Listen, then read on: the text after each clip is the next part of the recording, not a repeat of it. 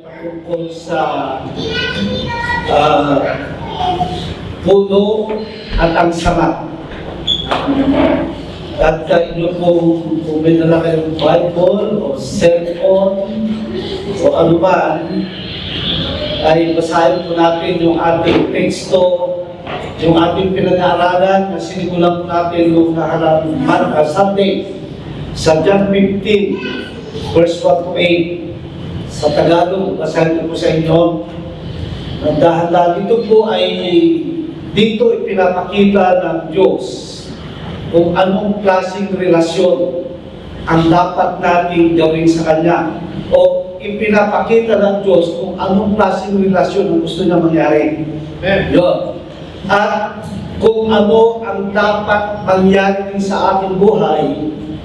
At dito ipinapakita na kapag tayo ang siyang sanga o tayo yung kanyang siya yung puno, siya yung sanga, ay may magandang mangyayari sa atin. Ang pinakamaganda ay yung sanga na nagbubunga. Ayan. Sabi dito sa John 15 verse 1 sa Tagalog, sabi dito, ako ang tunay na puno ng ubas at aking Ama ang tagapag-alaga. So dito yung salitang ako ay si Yesu Kristo at yung kanyang Ama ay ang Diyos Ama, God the Father. Verse 2, inaalis niya ang bawat sangang hindi nagbubunga. So kung tayo yung mga sanga ay medyo may inaalis pala. At ang dahilan ng kanyang pag-alis ay yung hindi nagbubunga. Well, ang tanong, ano yung bunga? Ang bunga na tinutukoy dito una ay yung ating pagbabago. Dahil kapag tinanggap natin ang Panginoon sa ating buhay, ay may nagbubunga sa atin. Ito yung bunga ng Espiritu. Ito yung love, joy, peace, long-suffering, gentleness, kindness, and self-control. Ito yung bunga. Yung karakter, yung pagbabago. At ang isa pang bunga, ito yung tayo ay nagiging alagad ng Diyos, nagiging disipulo. At pangatlo ay yung bunga natin na yung pagtulong sa ibang tao, na yung mga tao na dadala sa kanyang kaharian. Yun yung pangatlong bunga. Kaya sabi na rito, inaalis niya ang bawat sangang hindi nagbubunga at kanya namang pinuputulan at nililinis ang bawat sangang nagbubunga upang magbunga pa ng lalong sagana. So, may ginagawa ang Ama sa atin, ayon yung mga sanga. Yung mga nagbubunga, nililinis. Amen. Ano yung mga nililinis sa atin? Ito yung mga nakatagong hindi magandang pagkatao, nakatagong hindi magandang ugali. Ito yung mga hidden sin. Kapag ikaw ay nakakabit sa puno, talagang mawawala ito. Hindi mo mapipigilan. Lilinisin ka at lilinisin ng Ama. Dahil ang gusto ng Ama, bilang ikaw yung sanga, kailangan ikaw ay magbunga. Kaya sabi niya, nililinis ang bawat sangang nagbubunga upang magbunga pa ng lalong sagana. Then sa verse 3, nalinis na kayo sa pamamagitan ng salitang sinasabi ko sa inyo. So, ang paglilinis pala ng Ama ay yung kanyang salita. Amin ba? Kaya habang kayo ay nakikinig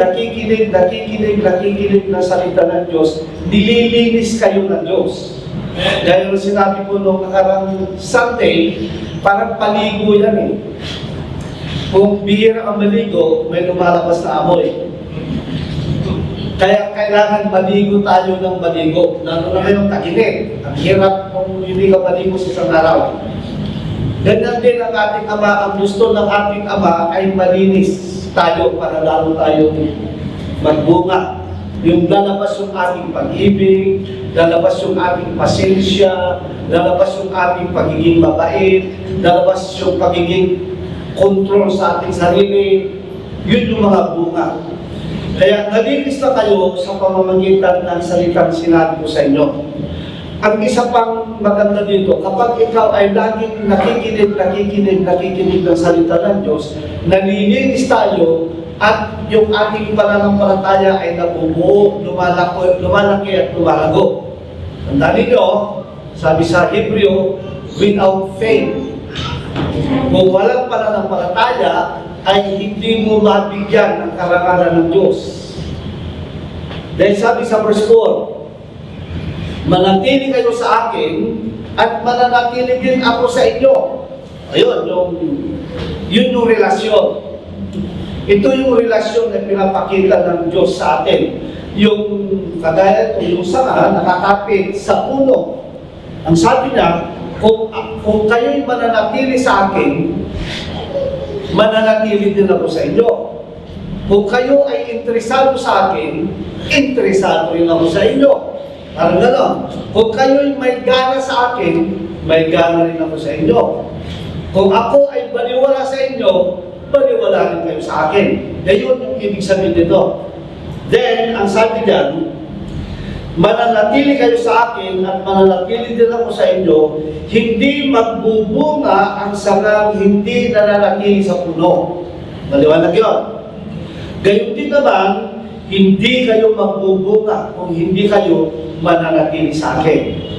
Kaya kung itong titignan, yung mga walang relasyon sa Panginoon, makita mo iba ang ugali. Parang napakabait kung kausap ko, pero deep inside, may gusto lang para sa iyo. Ayan. Iba talaga yung nakakabit ka sa puno. Dahil, kumbaga, authentic yung relasyon. Pag sinabi ng taong nakakabit sa puno, pag sinabi ng I love you with the love of the Lord, totoo yun. Pero pag sinabi ng ulit ko, alam mo, mahal ko kayo. Hindi totoo yun. Gusto lang na yung boto nyo. Gets na? Okay. Then sabi niya, gayon din naman, hindi kayo magbubunga kung hindi kayo mananatili sa akin. Verse 5, inulit na ulit. Ako nga ang puno ng uwas at kayo ang mga sanga. Ang nananatili sa akin at ako sa kanya, ang siyang nagbubunga ng sagana, sapagkat wala kayong magagawa kung kayo'y hiwalay sa akin. Marami na pong mga taong, kasi ang tinitignan ng tao, pag yumaman yung nagtagumpay. Pero tandaan ninyo, maraming mayaman na bigo sa buhay. Dahil sabi nga, verse 6, ang hindi nananatili sa akin ay magtutuyo at itinatapon gaya ng sanga. Ang ganoong mga sanga ay tinitipon, inihahagis sa apoy at sinusunog. Dito ipinapakita yung kapalaran ng mga tao na hindi nakakabit sa puno. Tinatapon at sinusunog. Alam na ninyo kung saan yung sunugan. Impyerno po yun.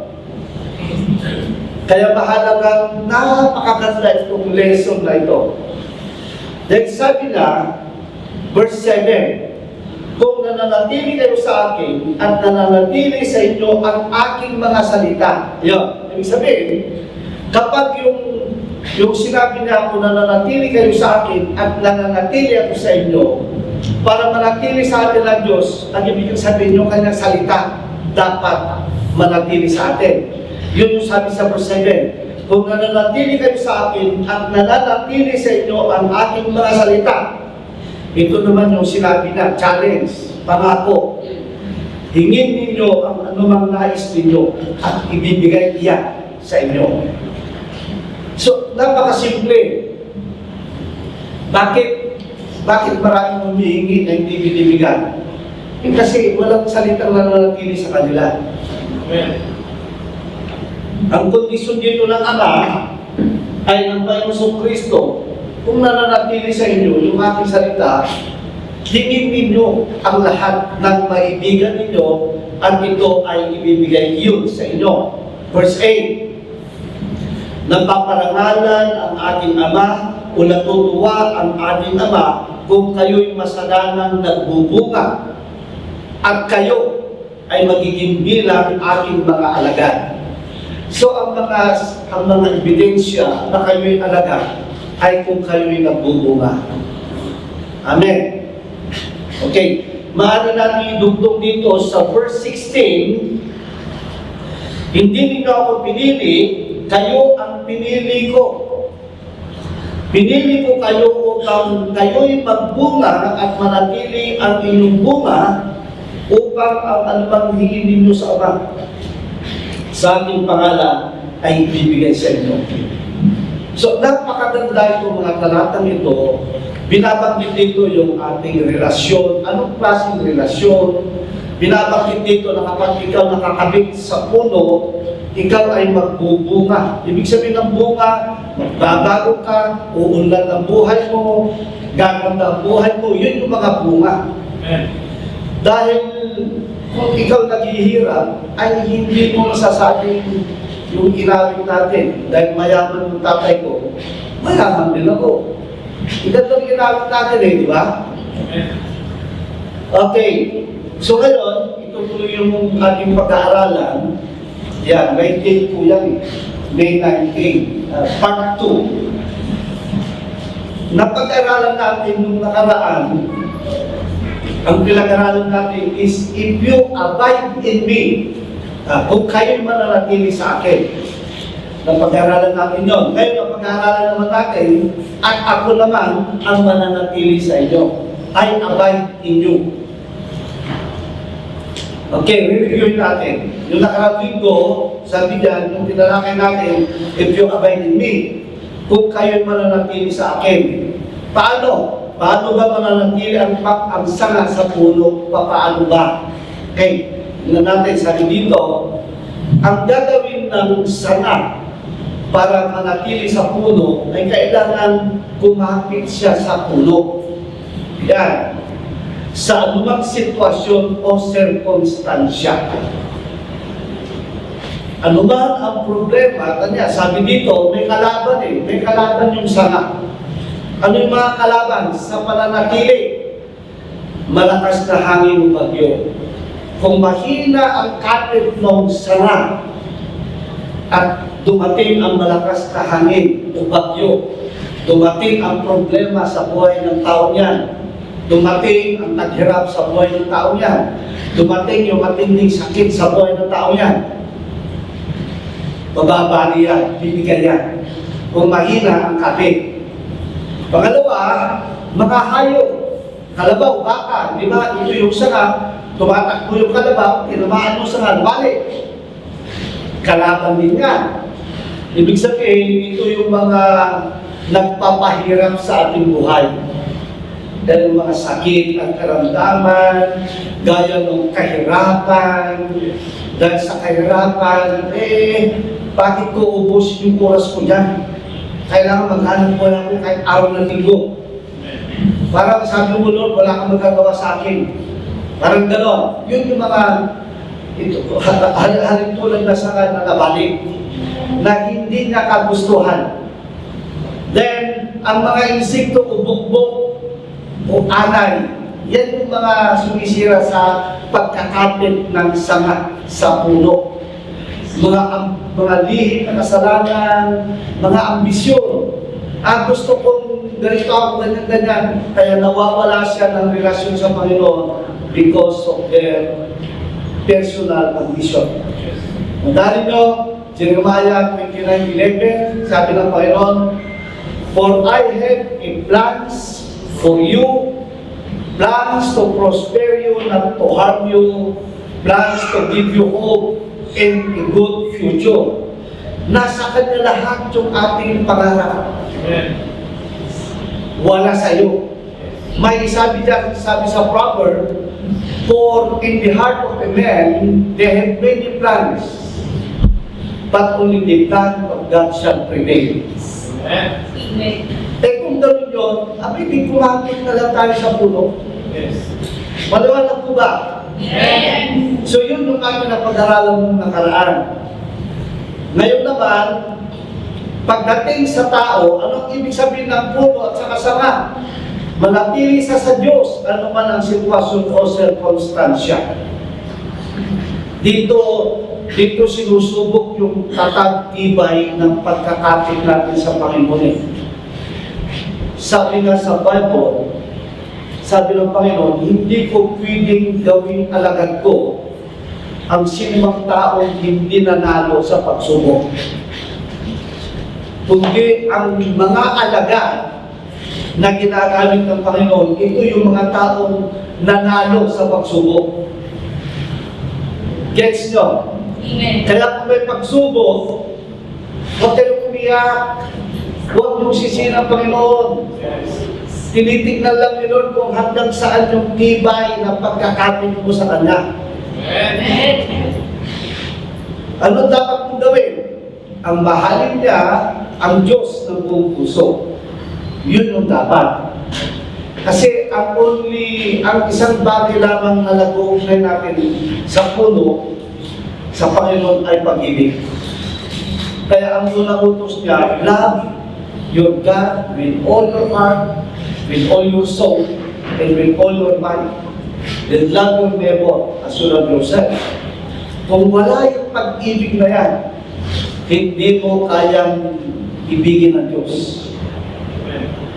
Then, ang pangalawa, ang maging tapat sa Diyos, magtiwala sa Diyos, manampalataya sa Diyos, sa mga sitwasyon sa Kanyang pinagdadaanan. Ito yung dapat gawin ng tao para kapit na kapit siya sa Panginoon. Dahil nasabi ko, maraming pagsubok sa buhay. At ang pagsubok na yan, karamihan dyan galing kay Lord. Ano? Ang iba dyan galing kay Lord. Karamihan dyan galing mismo sa inyo.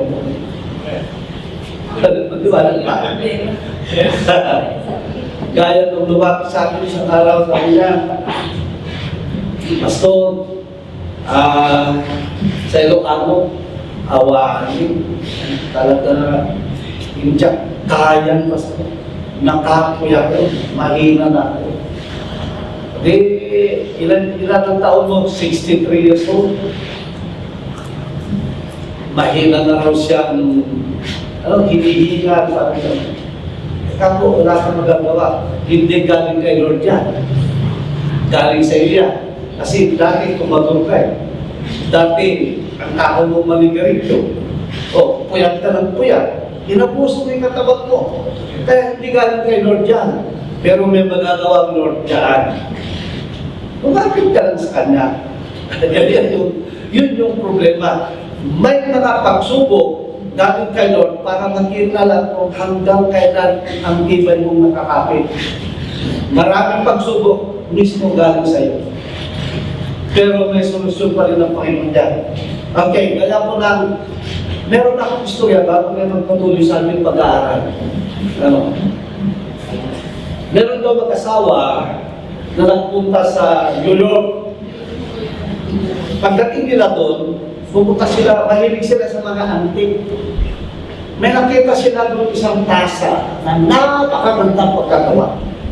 Sabi ng babae, asawang babae, sabi niya, honey, ang ganda nitong tasang ito. Ha? Gusto kong mabili. Ngayon, nagsalita yung tasa. Sabi ng tasa, alam nyo, hindi naman dati ako ganito kaganda. Ako ay dating putik lang, kulay pula, na minasa. Noong minamasa ako, inilagay ako doon sa umiikot eh. Sabi na, at yung kamay niya ay talagang minumuldi ako. Nagre-reklamo ako noon. Hilong-hilo na ako, pero hindi ako tinitigilan sa kaikot. Gusto ko lang sumuko, pero ang sabi nung gumagawa sa akin, hindi pa tapos. Maya-maya inalis ako, dinila ko sa umin. Ang init, grabe. Sabi na, hindi ko matiis. Kaya lalong naging pula yung aking kulay. At sabi ko, hindi ko na kaya yung init. Pero sabi nung gumagawa sa akin, hindi pa pwede. Ngayon, inalis ako doon. Inilagay na ako sa patungan. Tapos kumuha ng pintura. Pininturahan ako ang pangit ng apoy, ang saksa, ang hapdi sa aking katawan. Nagre-reklamo na ako. Sabi na, hindi pa pwede. Binalik na ako sa oven. Mas grabe lalo ang init. Nagre-reklamo na naman ako. Ang sabi na, hindi pwede. Then inilagay na ako sa salps. Pininturahan na ako, ginuhitan ako kung anong pinaggagawa sa akin, ang hapdi, yung tiner, kung ano-anong inilagay sa akin. Talagang gusto ko lang bumigay. Sabi na, hindi pa tapos, hindi pa pwede. Inilagay ko na ako sa oven. Pagkatapos, sobrang init, ayaw ko na, gusto ko lang bumigay. Then, nilabas na ako, inilagay ako dito sa cell. Pagkatapos niyan, sabi niya, binigyan niya ako ng salamin. At nung makita ko yung aking sarili, sabi niya, hindi ako yan. Hindi ako yan. Kahit anong sabihin mo, hindi ako yan. Yun yung sinabi ng tasa at sa bumibili. Kaya lang po ako naging ganito. Dahil sabi nung gumagawa sa akin, kung hindi na ako pinaikot ng pinaikot sa spinning wheel, at hininto niya kaagad nung nagre-reklamo ako, guguho ako. Nung dinala niya ako doon sa oven, pinainit ako ng pinainit. Nung nagreklamo ako at pinahinto ako, mabibiyak ako. Kaya sabi niya, hindi pa pwede. Nung pininturahan na ako ng pininturahan, inilagay ko sa oven, nagreklamo ako at sabi niya, hindi pa pwede dahil pag huminto ako, sabi niya, mabibitak ka pa rin. Yan po yung mga napagdanasan. At ngayon, napag-iisang ko lahat yung mga pagsubok ngayon. Ito ngayon ang lumabas, isang magandang tasa. Now, sabi niya, I am a finished product. Tanong ko sa inyo, are you a finished product of God? Yes. Hello? Amen. Kaya yung pagsubok, pinapatatag, pinapaganda, pinapaunlad tayo ng Panginoon. Amen. Kung walang pagsubok, lahat ng mga Kristiyano magiging marupok, iyakin, at walang mararating. Sabi mo sa katabi mo, you are a finished product. Kaya, napakahalaga pag dumaan kayo sa ganong sitwasyon. Tandaan nyo, magtiwala kayo sa Diyos. Manampalataya lamang kayo sa Diyos. Ano man ang sitwasyon na inyong pinagdadaanan, always trust the Lord. Kaya sabi na sa Proverbs 3, verse 5 to 6, trust in the Lord with all your heart, and lean not into your own understanding. In all your ways, acknowledge Him, and He will direct your path. Maliwanag po ba? Amen. Okay. Ang koneksyon, ang link, para yung presensya, para tayo na nakatin, o nasa atin ang Panginoon, ang Diyos ay nananatili sa atin, ay walang iba kundi ang kanyang salita. Through His Word. Yun yung sabi sa John 15:7 na binasa natin kanina doon. Sa Tagalog, sabi niya, kung nananatili kayo sa akin, at nananatili sa inyo ang aking mga salita, hingin ninyo ang anumang nais ninyo at ibibigay iyon sa inyo. Yun sa English, if you abide in me, in my words, with S, abide in you, you will ask what you desire, and it shall be done for you. Kaya nga, yung word of God na yun yung napag-aralan natin nung nakaraang linggo na yung saka, sinisip-sip na yung katas sa puno, yung sustansya. Yung sustansya na yun, walang iba kundi yung salita ng Diyos. Kaya kung tayo nag-aaral ng salita ng Diyos, nakikinig ng salita ng Diyos, sinisip-sip natin yung sustansya. Ano po ba? Kaya napakahalaga na dapat mapulot tayo ng salita ng Diyos. Amen? Amen. Ito lang yung koneksyon natin para ang Diyos manatili sa atin. And my word abide in you. Kaya hindi po kawalan yung lagi ka nakikinig ng salita ng Diyos. Kasi po, tingnan ninyo, yung tao po ay meron tatlong persona. Una, na nakikita natin itong katawan, laman. Ang kinakain nito ay mga pagkain, mga merienda. Sa loob, yung kaluluwa. Ang pagkain ng ating kaluluwa ay yung ating kataluluhan, yung ating pag-aaral. At sa pinakaloob, yun yung espiritu. Ang pagkain ng espiritu ay ang salita ng Diyos. So habang nakikinig ka ng salita ng Diyos, lumalaki yung iyong espiritu. Ano ba? At hindi ako naniniwala pag sinabing nakakasawa naman makinig ng salita ng Diyos. Ha? Magharap po, isang oras. Kapag gano'n ang katwiran mo, patay pa yung espiritu na nasa iyo. Bakit? Walang kumakain dun sa napapakinggan mo eh. Pero kung ginagalahan ka na, hinahanap mo na, gusto mo lagi, buhay na yung espiritu na nasa iyo. At kung patay yung espiritu na nasa iyo, tandaan ninyo, parang ganito yan eh. Magbigay tayo ng demonstrasyon. Halina kayo magkasawa. Brother Lord, kayo ka dito. Yeah. Dito nga Sister Flo. Then, si Sister Cora, halika rin. Yan. Dito ka. Yan. Malaki, katamtaman, mali. Dapat si Lulu. Bakit? I-demonstrate ko sa inyo. Kung ang tao na wala pa sa Diyos, dito ko naman dito. Salikod ka. Kung ang tao na wala pa sa Diyos, ganito yung tsura. Ito yung katawan, ito yung kaluluwa, ito yung espiritu. Mas makapangyarihan yung katawan, siya na susunod. Pag sinabi ng katawan, gutom na ako, walang magagawa yung kaluluwa, susunod. Kasi ito, kung alin ang mas malakas, itong kaluluwa, andun siya. Siya ang pinapaligan niya. Ang kinakain nito ay yung mga pagkain. Yung kinakain natin, ang pagkain nito. Ang pagkain nito, Halata naman po. ang pagkain nito, kaluluwa, ito yung karunungan.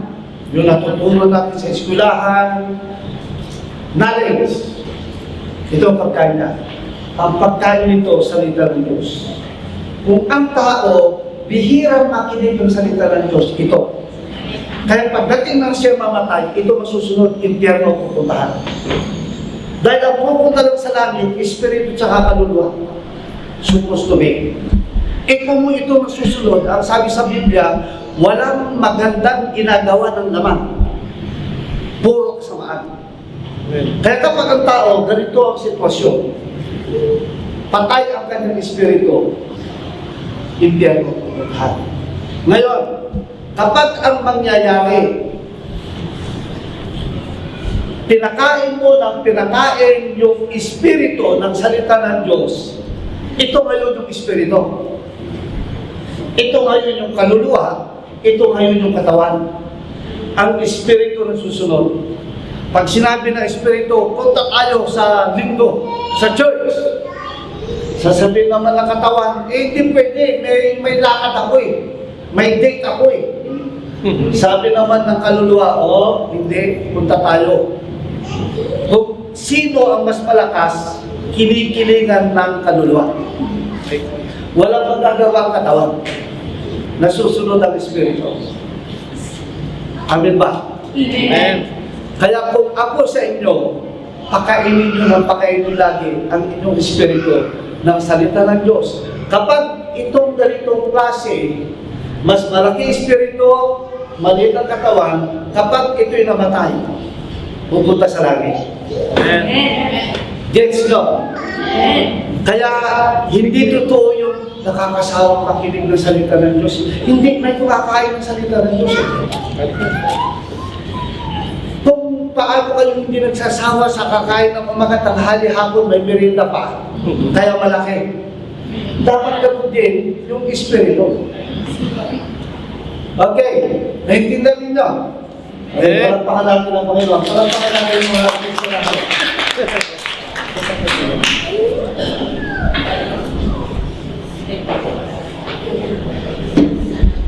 Kaya mamaya, pagka nakikita nyo nabuburing na, sabihin mo, o pakainin mo yung Espiritu mo.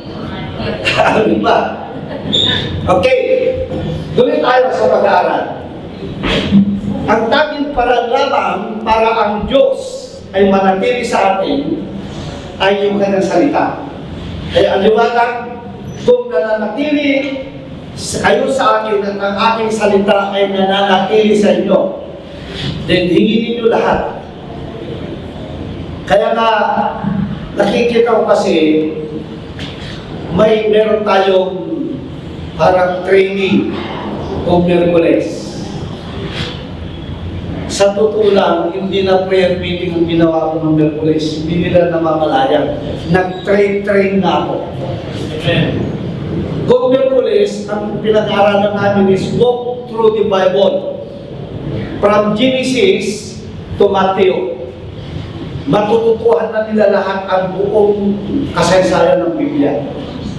Yun yung itinuturo ko ng Miyerkules. At nagpapalaki ng Espiritu yun. Amen. Okay. Sabi diyan, meditate His word day and night. Papaano natin mapanatili ang salita ng Diyos sa atin?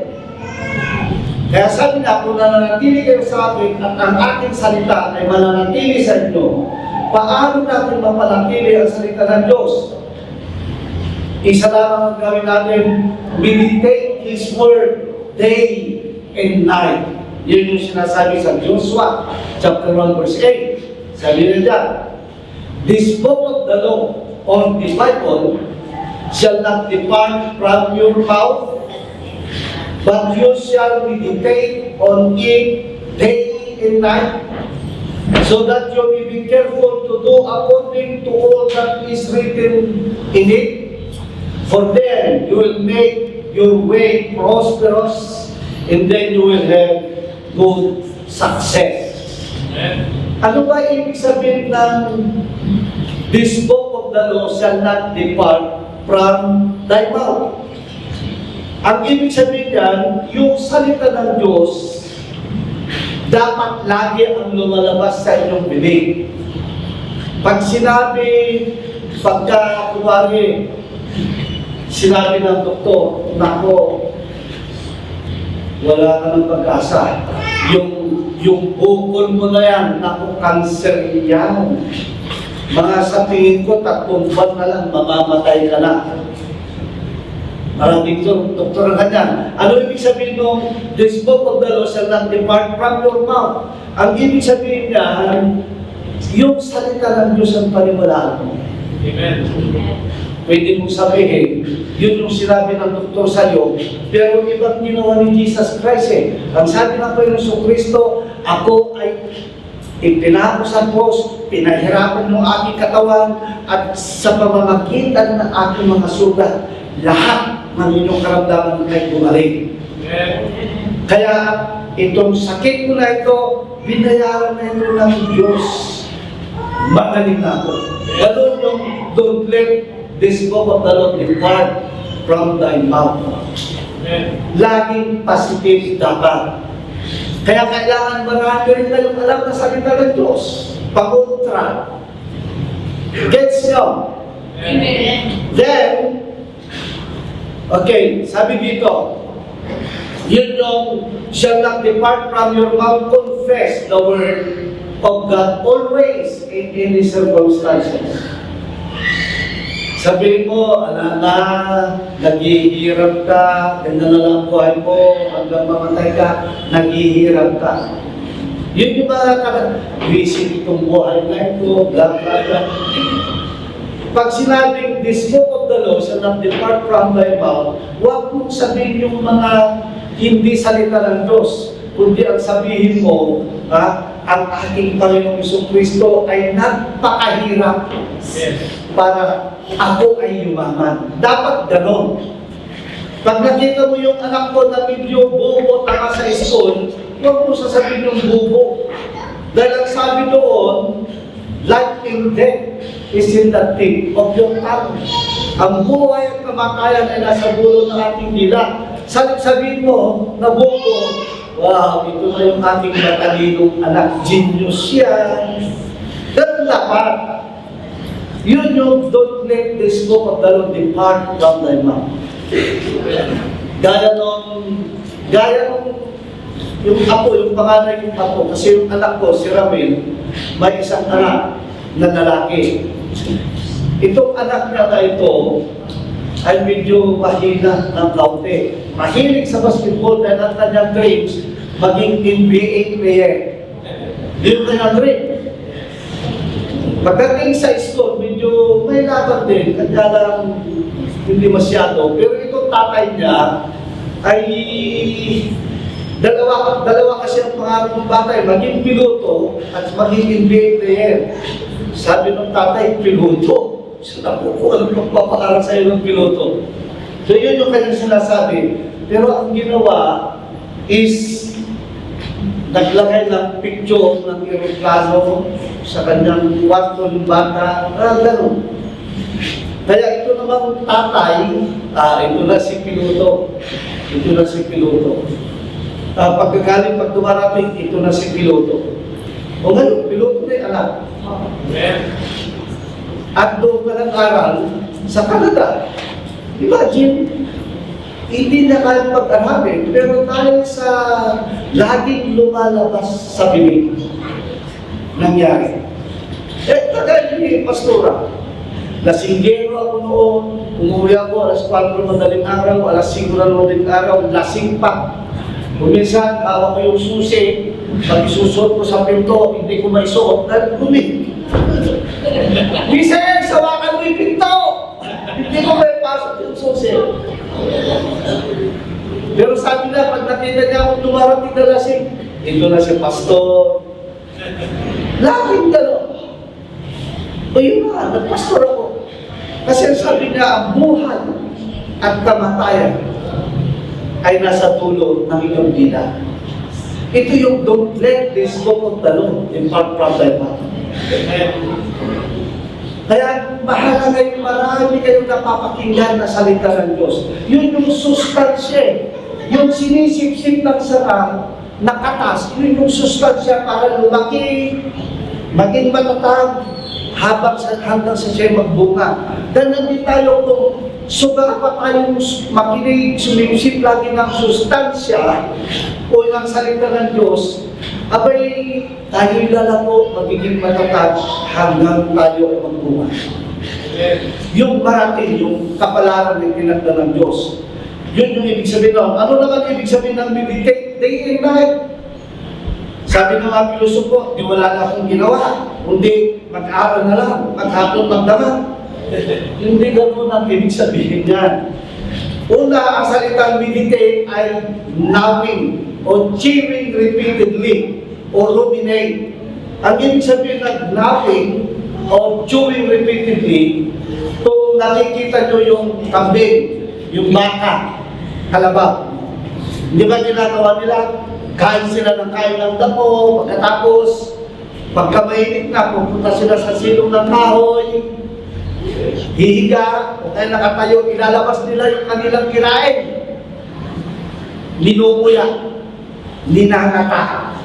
Yun yung meditate. Kapag ka ikaw ay nagbabasa ng salita, nag-aaral ka, katasin mo. yung sustansya ng salita ng Diyos. Kagaya itong ginagawa natin, kinakapas natin bawat talata, bawat salita. Yun yung ibig sabihin ng meditate, day and night. Ibig sabihin ng day and night, hindi naman niya sinabing the whole day at saka the whole night.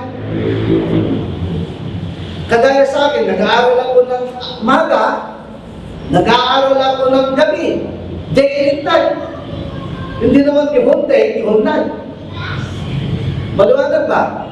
Yes. Then, yung salitang ruminating, katulad din ng meditation yan, to think carefully. Kagaya yan, kinakatas natin, pinag-aaralan natin.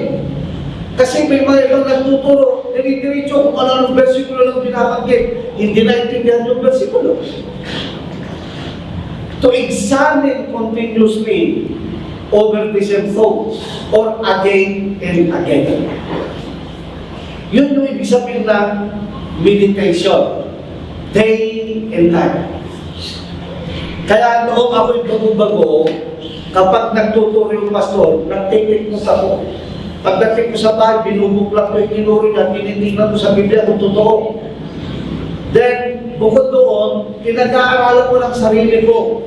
May lumalabas na sustansyang kakaiba. Amen. Then, you may be careful to do according to all that is written therein. Kasi na naman, tingnan nyo, sabi niya sa Deuteronomy 15 verse 5 to 6. If only you fully obey the Lord your God and are careful to follow all this command. Kasi ang sinabi sa Joshua, so that you will know everything, so that you will know what to do.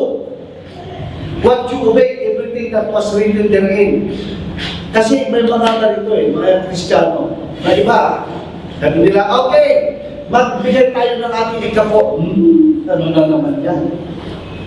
Hindi mo na pinag-aaralan mabuti para alam niya yung sinusunod niya o hindi. Maliwanag ba? Yun yung ibig sabihin na, you may be careful to do according to all that is written in it. Hindi mo kayang gawin ng isang batay kung hindi mo na pinag-aralan mabuti. Maliwanag po ba? Halimbawa, sa akin, itong iPad ko na ito, ang daming mga pwede mong gawin dito Pero ang alam ko lang, on, off, yung slides, yung iba hindi ko na alam gawin. Ganyan tayo. Ang salita ng Diyos, ang daming matakatas na sustansya, pero kung kukunti lang yung ating alam, kukunti lang din yung ating nasusunod. Sabi dito sa Deuteronomy, if only, sabi ng Diyos, you fully obey the Lord your God and are careful to follow all this command, I'm giving you today, for the Lord your God will bless you as He has promised.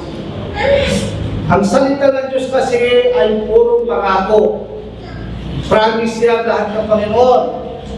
Kung hindi mo alam yung promise, hindi mo alam kung ano yung hihingi mo sa Kanya. And you will learn, sabi na rito, for the Lord your God will bless you as He has promised. At sabi niya, ikaw ang magpapautang at hindi ikaw ang mangungutang. Then you will rule over many nations, but none will rule over you. Ikaw ang mamumuno sa mga bansa, pero walang mamumuno sa iyo. Nakita niyo, if you fully obey and carefully follow. Kaya yung sinabi ni Joshua, meditate day and night so that you will know everything that was written therein. Kaya hindi natin nasusunod yung gusto ng Panginoon dahil hindi naman natin napag-aaralan. Hindi natin natututunan. Kulang yung katas, yung sustansya na ating napag-aaralan. Noong nakaraang Sunday, nagturo ako sa Recarte Norte. Kasi invite ako ng pastor doon. Pastor, punta ka nga dito, magturo ka ng first fruit. Hindi nagpunta ako. Ito na, magbibigay na ng first fruit. Dahil ang sinabi ko doon, okay, 3 ganit ng first fruit. Tandaan ninyo. Una, ang first fruit ay insurance. Sa salitang Hebrew ay bikurin. Nang ibig sabihin ng bikurin is the promise to come. Insurance. Ibig sabihin, kapag ibinigay mo, kunwari yung unang ani, yung malaking ani ay abadan. Yun yung parang ini-insure niya. Parang sinasabi niya, okay, pag ibinigay yung first fruit, nangangako ako na itong ano ninyo ay malaki. Pangalawa, ang first fruit, sabi ko, kapag ibinigay nyo yung first fruit, ang pagpapala ng Diyos ay aapaw sa inyong mga bodega. Then ang pangatlo, kapag ibinigay nyo yung first fruit, yung blessing ng Panginoon, mananahan sa bahay ninyo. Dito po, dito na. Nung nagbibigay ng first fruit, abay may umiiyak na matanda. Umiiyak. Dinapitan siya ng kanyang pastora. At umiiyak. Sabi ng pastor, wala akong maibigay ng first fruit. Yun yung iniiyak ko. Ay, sabi niya, hindi ba nakuha ka ng tulya? Nagbigyan ka ng tulya. Yun lang naman yung hanap buhay mo. Ito ay merong 7 anak. Yung asawa ng lalaki, wala na. Hindi na, wala nang silbi. Hindi na nakapaghanap buhay, nasa bahay na lang dahil sa sobrang mga bisyo nung nakaraan, gano'n nung nangyari. So, yung matandang babae na lang naghanap buhay, ang trabaho niya, nagtutugtog, kumukuha ng tulya, kumukuha ng mga panggatong, at nakikipaglabada, mga talong. Alam niyo, pagdating ng Cinderella, nag-i-sponsor pa siya. Ha? Yung kinita niya sa tulya, sa suso, nag-i-sponsor pa siya ng ibang delegates para may maisama lang. Imagine yung talaga hanap buhay, nag-i-sponsor pa. Ganun yung babae nyo, yung panahon na yun, hindi nakapagbigay dahil wala na siyang pera. Yan sabi ng pastora, mayroon, yung tulya. Tignan mo, mas dadami ang pagkukuha. Abay, nung meeting namin nung Sabato, sabi ng kanyang pastora, alam mo pastor, yung nagbigay ng tulya, nung siya'y kumahuli ng tulya, alam mo pastor, 2 kaban na tulya kanyang nakuha. Nung ibinita niya, umabot ng 1,000 pesos na pagbintahan. Tuwa-tuwa. So, doon niya, kasi bakit siya umiyak? Naintindihan niya yung iba kaya hindi makapagbigay, hindi nila iniintindi. Hindi sila careful to do everything that was written there. Kaya ito, nung meeting namin, nagpadala naman ng tulya. Pag-time namin sa meeting, ang sabi raw niya, maganda pala pag si pastor kumakain ng tulya, paborito pala niya. Kaya parang maraming tulya makukuha. Alam niyo, pagka naintindihan mo at ginawa mo, itong sinabi ng Panginoon ikaw ay isang taong matalino na parang nagtayo ka ng iyong bahay sa ibabaw ng bato. Dumating ang mga pagsubok, hindi nabubuhan dahil ikaw ay nakapundasyon na sa bato. Yun yung nakikinig at ginagawa yung kanyang pinapakinggan. Amen. So, yun yung ibig sabihin na you may be careful to do according. Paano ka magiging careful kung di mo na pinag-aaralan? Pag-aaralan mo lahat para alam mong sundin at malikan mo na susunod. Okay, meron pa isa, sabi pa niya rito. Then, you will make your way. Ano ibig sabihin ng you will make your way? Si Lord ba gagawa ng daan sa iyo, sa kasaganaan? Ikaw ang gagawa ng daan tungo sa iyong kasaganaan. Paano? Dahil sa inyong natututunan. You will make your way prosperous and then you will have good success. Yan yung sabi niya. Ito sa Psalm. Sabi niya, Blessed is the one who does not walk in step with the wicked or stand in the way that sinners take or sit in the company of others. Sabi sa Tagalog, mapalad daw, tignan natin sa Tagalog.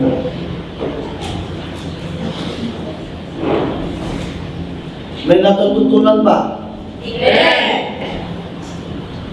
Okay, sabi na, mapalad ang tao hindi nakikinig sa payo ng masama.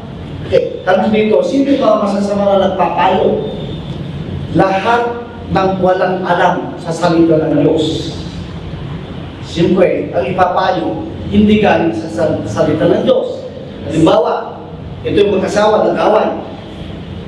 Pupunta sa kanilang magulang, hihingi ng payo.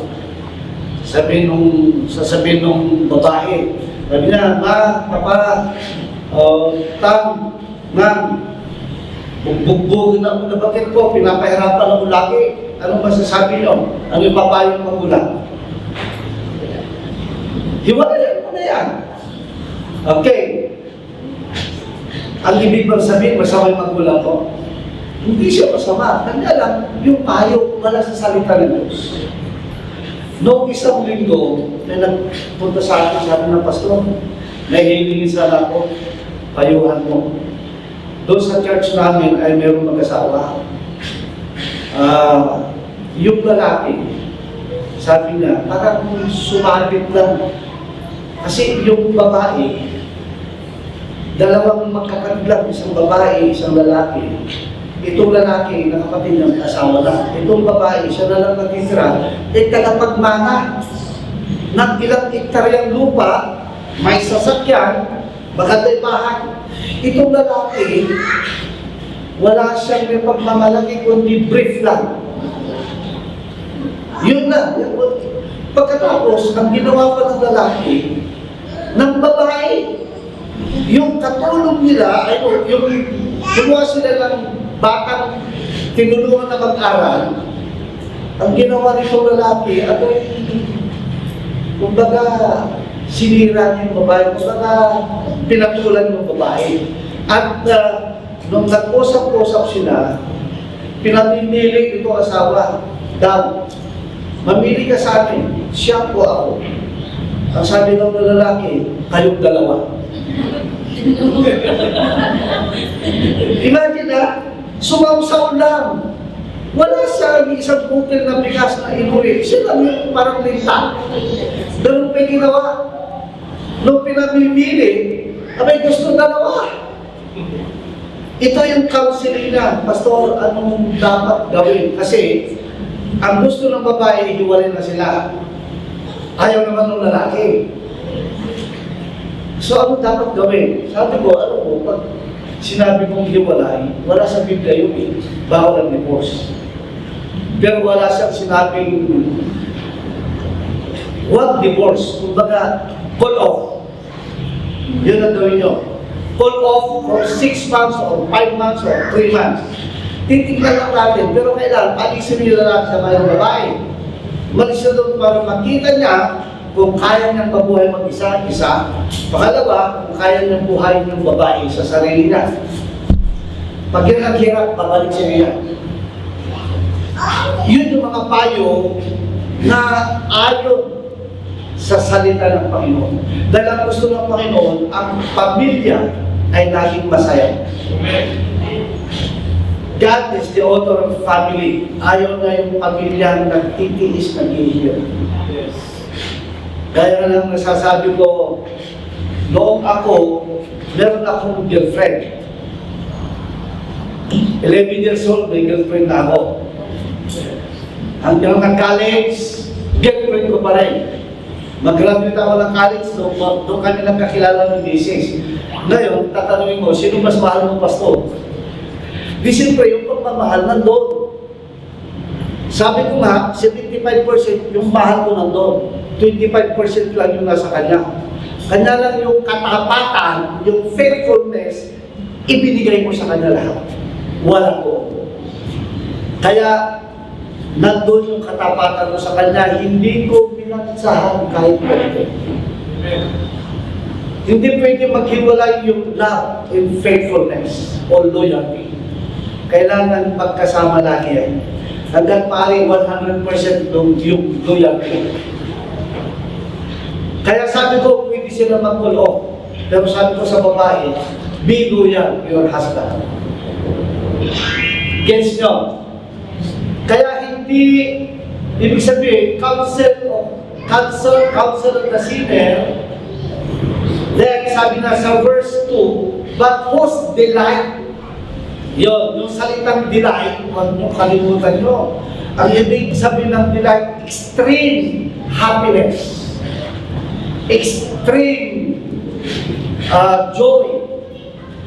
Ang sabi diyan, subalit ang kanyang matinding kagalakan, kaligayahan ay nasa salita ng Diyos, nasa batas ng Diyos. At yung batas o salita ng Diyos ay kanyang minimeditate day and night.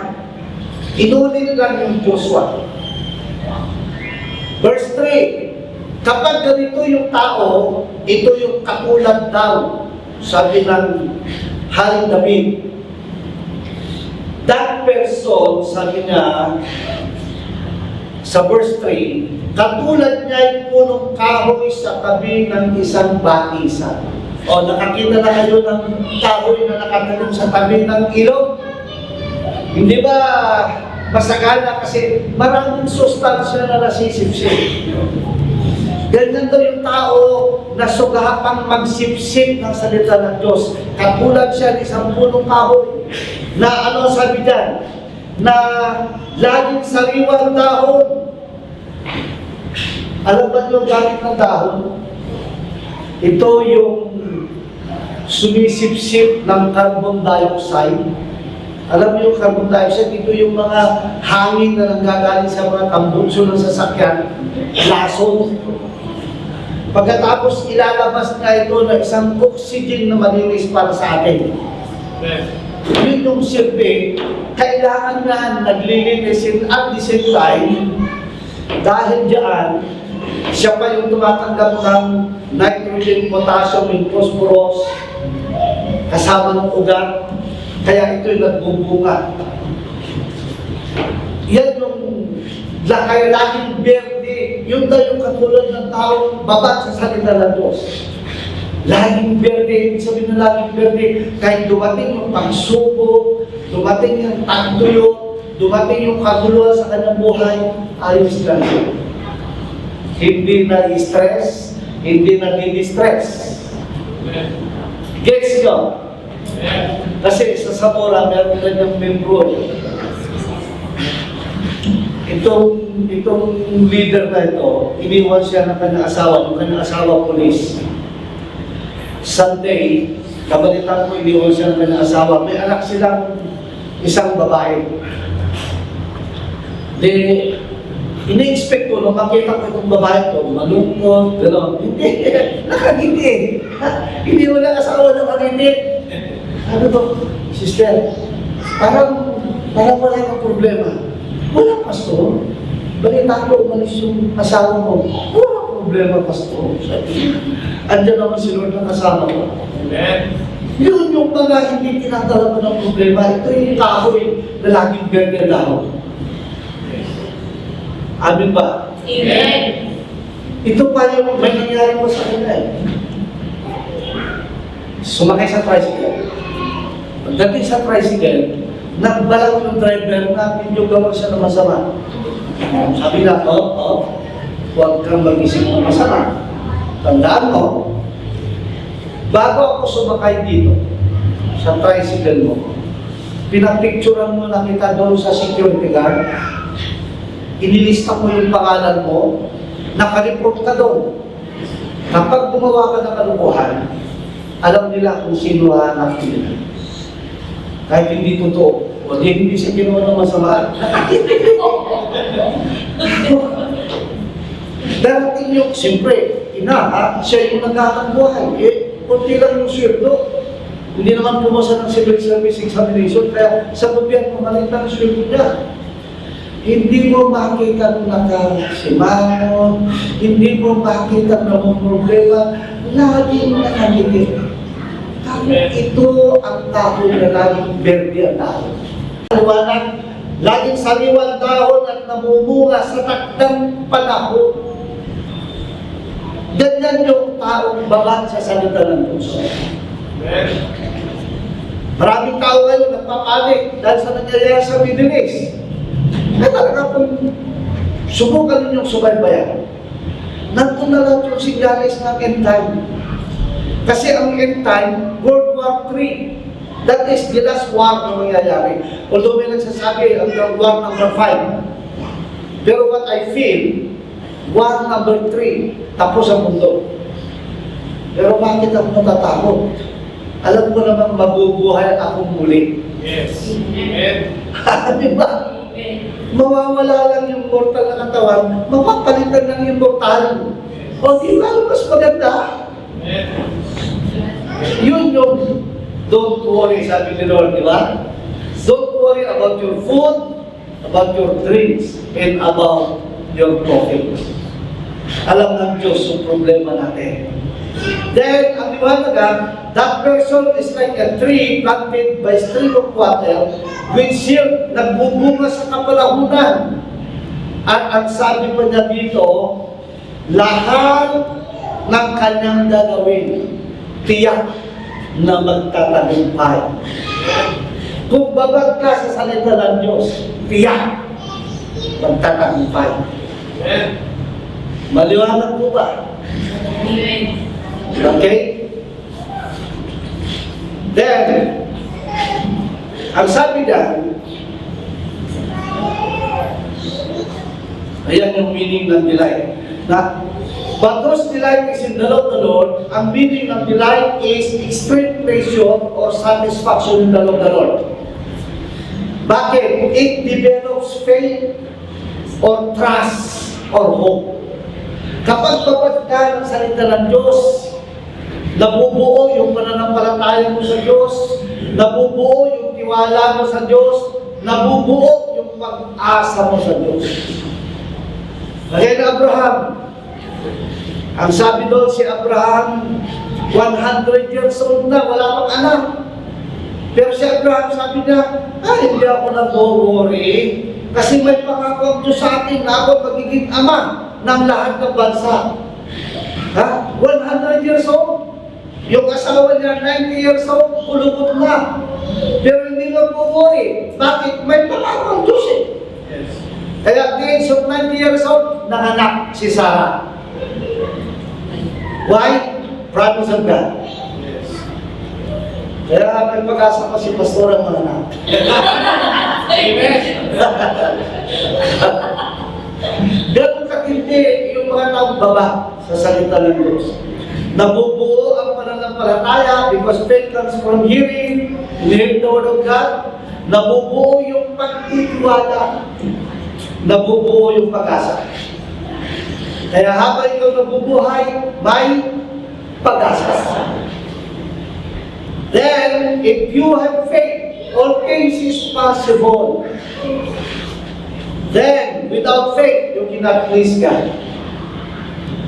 Kaya, gaya ng ilustrasyon ko kanina, huwag niyo pabayaan mas maliit yung espiritu. Maliwanag po ba? Amen. Okay, basahin natin ito. Marami nag-aantay ka. Sabi niya, sa Psalm, that person is like a tree planted by stream of water, which yield its fruits in season.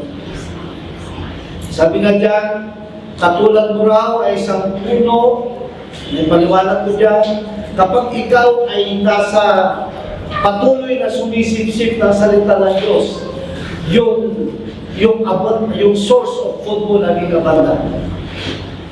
Hindi ka kukulangin, nakasawsaw ka sa tubig eh. Kaya kung magbabad ka sa Netflix, magbabad ka na lang sa salita ng Diyos. Magbabad ka sa TikTok, magbabad ka na lang sa salita ng Diyos. Guys nyo, Facebook, magbabad ka na lang sa salita ng Diyos. Game, magbabad ka na lang sa salita ng Diyos. May mangyayari sa'yo. Then, Okay, may paliwanag ko na ito sa inyo. Sabi niya, kapag ikaw ibabad sa salita ng Diyos, hindi nagkukulang sa kanyang responsibilidad ng Panginoon. Alam ng puno kung anong kailangan ng sanga. Ang lahat ng kailangan ng sanga, nandoon yung sa puno. Yung sustansyang kailangan niya para siya lumaki at magbunga, nandito sa puno. At ang puno, walang ginawa kundi suplayan ang sanga. Kung bakit may sanga na namamatay? Maliliit? Kasi hindi siya sumisip-sip ng sustansya sa puno. Anong gagawin ng Diyos Ama? Ni Gardiner? Puputulin yung sanga na hindi nagbubunga. Kaya tayo yung mga sanga, nasa atin ang kaligtasan. Ang kaligtasan, ibinigay na sa atin ng Panginoon. Nasa atin kung paano natin tatanggapin, tatangkilikin o aalagaan yung kaligtasan na iniwan sa atin. Kailangan bilang sanga, tayo ay bubunga. Ulitin ko, ang iyong bunga, yung pagbabago. Love, joy, peace, long suffering. Kasi kung nasa iyo yung love, abay wala kang kaaway. Dahil sabi ko sa Bible, love your enemy. Maliwanag ba? Amen. Dati, ikaw masukit, nung kumapit ka sa puno, hindi ka na masungit, isa ka nang masugi. Dati kurikot, nung kumapit ka sa puno, hindi ka na kurikot, maluwag ka na. Amen. Dahil may prinsipyo ang Panginoon. Give, it shall be given to you. Press down, shake it together, and run over. Because it is more blessed to give than to receive. Amen. Maliwanag po ba? Amen. Yun yung mga bunga. Pangalawang bunga ay yung ikaw ay alagad. Nagiging alagad ng Panginoon. Yun yung pangalawang bunga. At ang pangatlong bunga ay yung ikaw ay nakakapaglingkod sa ibang tao. Kasi nasabi ko nung nakarating ko, hindi yung puno ang kumakain ng kanyang bunga. Kundi yung bunga niya ay para ilingkod sa iba. Ibig sabihin ito yung love your neighbor as you love yourself. Walang taong nabubuhay sa sarili. Tayo ay iniligtas ng Panginoon, tayo ay inalagaan ng Panginoon para tayo naman ang pagligtas sa iba. Amen. That is your fruit. Then, anong mangyayari? Whatever they do, prosper, laging nagtatagumpay. Ang isang halimbawa, yung pananampalataya, gusto kong bigyan ng tiin. Meron daw isang tawag dito, bayang punan. Itong bayang punan na ito, siyempre bayang punan, depende lang sila sa mga bigay ng tao. Ngayon, ang kanilang ugali, tuwing 6:30 ng hapon, ng gabi, kinukulimbang nila yung kanilang kampana, then magdatingan yung mga taong hindi kumakain para kumain doon. Dumating yung araw na yun, sabi nung nagsiserve ng pagkain, "Sir, wala akong tulong. Wala tayong papakain mamaya. Anong gagawin ko?" Ang sabi nung kanyang sir, "Manalangin lang tayo. Basta gawin natin yung pinapagawa sa atin ng Panginoon. Magtiwala tayo sa Kanya. Pagdating ng alas 6:30, basta kalimbangin mo yung kampana." Itong kasama, nagsiserve, sabi niya, "Ang bira, paano kung kinalimbang mo yung kampana? Eh, walang ipakain, hindi ako kakainin. Parang yun yung takot. Pero sabi ng sir niya, magtiwala ka kayo. Ngayon, nung dumating yung 6:30, di kinalimbang na. Kasabay doon, may dumating na sasakyan. May dalang na makaraming pagkain. May dessert pa. Ha? Nagulat itong nagsisal. Ano nangyari ito? Nag-istorya ngayon itong tao nagdala ng pagkain. Sabi niya, alam nyo, nagkanta ako ng party sa aming bahay dahil birthday ng aking anak. Nag-invite ako ng mga tao, gano'n. Eh, ang problema, nung alas 6 na, may balitang dumating na yung aking anak na may birthday ay hindi nakarating na aksidente. Nasa hospital, emergency siya ngayon. Kaya namin itong pagkain na ito, kaya namin dinala dito dahil walang kakain dyan. At pupunta namin yung anak ko nasa hospital. So nakita ninyo, aksidente, pero yung nananampalataya, blessing. Maliwanag ba? Ganyan katapat ang ating Panginoon. Kapag ikaw ay nakasawsaw sa puno, hindi ka niya pababayaan. Laging nandyan ang Panginoon. Amen po ba? Kaya sabi niya, if you abide in me, kung kayo ay nananatili sa akin, ibig sabihin, kung kayo ay nakakapit sa akin, at yung aking salita nakakapit sa inyo, hingin ninyo lahat ng inyong maibigan at ibibigay ko sa inyo. Yun lang ang formula. Kapag alam natin ito, kasi sabi ni David, mula bata hanggang sa ako'y tumanda, hindi pa ako nakakita ng taong naghirap ng anak ng Diyos. Sino anak ng Diyos? Hindi ka pababayaan ng iyong tatay. Kaya sa kalaro ng Diyos, ang ganda ng tinawit natin, kung mayaman yung aking tatay, mayaman din ako. Okay. So, susunod na linggo, you are chosen to bear God's fruit. Ay palapakan natin ulit ng